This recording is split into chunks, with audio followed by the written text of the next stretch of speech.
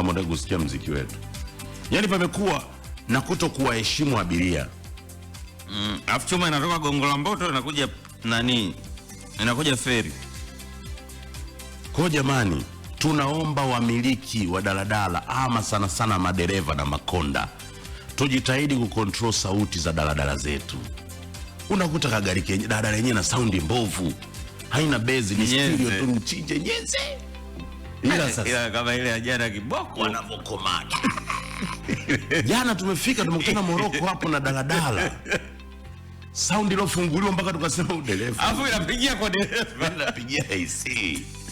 Saundi inatoka mpaka gari ya pembeni.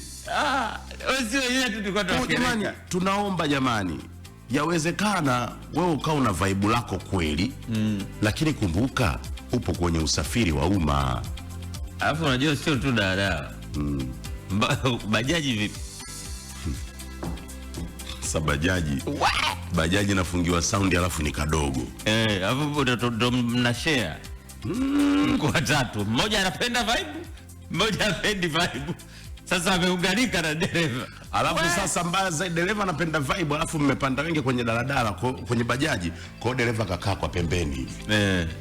Kwa alivyokaa kwa pembeni, jua kwamba hiyo saundi ya ndani haisikii vizuri mjomba. Kwa ndo maana kaongeza sauti. Kaka atawaongezea sauti yuko hivi. Alafu na yeye speaker anaweka nyuma. Speaker itakaa wapi kwenye bajaji? Ni nyuma. Mwenye ndo mnaopata tabu. Kwa jamani tujitahidi tu kubalance, au kuna mataa fulani hivi wanaweka ndani sasa hivi kwenye bajaji. Ukipanda kule nyuma. Kaka. Kama umejiiba umeumbuka. Yale mataa naonyesha nje. Kweli? Ona tafani za disco light siku hizi kama kijani, blue, njano zinawekwa mule ndani.